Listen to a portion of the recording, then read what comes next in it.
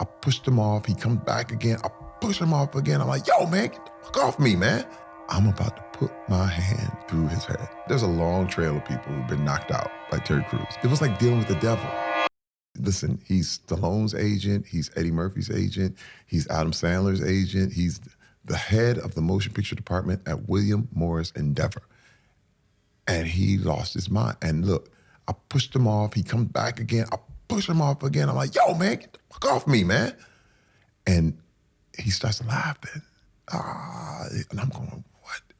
Now, I'm feeling so crazy. Now, I'm about to put my hand through his head. And my wife, I looked at her, and this is where I went to, because my wife had seen me. There's a long trail of people who've been knocked out by Terry Crews, okay? So she looked at me, but there was a time, a long time ago, she made me promise that I would not be violent anymore. And that was part of the therapy. It was part of what we're doing. And I realized this was another trap. This was no different than being called nigger. This was no different than a pull and a bait that if I went for it.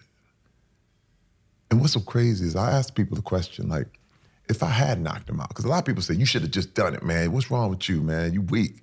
But I go, would you have believed me? No. Even you, the people who say that I should have done it, would you have believed the story that this guy grabbed my balls and I wailed off on him, and he happens to be the head of the motion picture department? Why would he do that? Terry Crews, big superstar, probably got drunk, probably knocked him out because he got angry. Hey man, nobody would believe that. But you believe me now because I didn't do it. When people take that, you took that to your agency, the head of your agency, and you told him what had happened, and he said? He said, well, he's a partner. And he said, listen, this is what I'm gonna do, Terry. He said, I'm gonna take his title and he's going to be suspended for 30 days. And I went, huh? So you're gonna send him on vacation? Was he giving you that fake energy? Oh, when they're fake handling it? It was as fake. It was like dealing with the devil. And first of all, when I met with him, he was like, I'm going to give you a meeting. As if he was gonna let me grace his presence. Because, he owns all these people in Hollywood. And I'm like, what the hell? When people talk about why they didn't come forward, they often mention an element of fear. Yes. For what that powerful individual might do to their career or their life. Or what happened is, even right after it happened, he told me the other day that Adam Bennett called me. He was like, I'm sorry, I was drunk, and blah, blah, blah. I said, hey man, you gotta be held responsible for what you just did. I don't know what's up. So what's up? And so everybody told me we're taking this very seriously, and we're gonna get back to you with what's gonna happen. Nothing happened, right?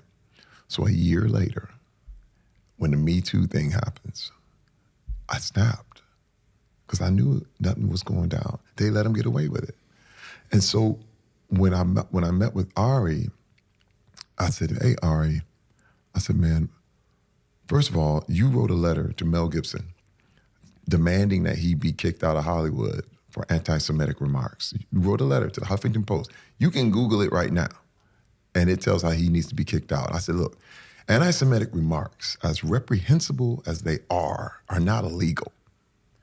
I said, but sexual assault is. I said, I don't care. You're talking about a 30-day suspension. I said, man, you can't molest the clients and come back to work ever. I said, if somebody in the mailroom did this, they'd be out. How much more the head of the agency, a partner? I said, what are you saying? He said, it's different. And you know what it reminded me of? It reminded me of the standing O that happened with Will Smith. It's different. It's Will Smith. Chris Rock standing over there, nobody goes to him. He's standing all by himself. But who's bigger? Who's got the best light? We love Will. It's different. And I said, dude, no, it's not. No. And I said, all right, man. I said, you really want this? And he said, hey, man, it is what it is. I said, okay. I'll see you when I see you. And what happened was I decided to sue. And I spent $500,000 of my own money suing William Morris Endeavor. And what was crazy is that they fought me every step of the way until people came out of the woodwork. People like, Terry, he did this to me too. Let me join your case. I was like, because remember, you don't rob the biggest, bank in the city. You start out with the branches. You start out small. And all these people started to come out of the woodwork about what this man had done. And then all of a sudden they were white flag, our bad. And he decided they decided to retire him. So he basically retired. You're not allowed to say fired, but he was retired. And I was like, good.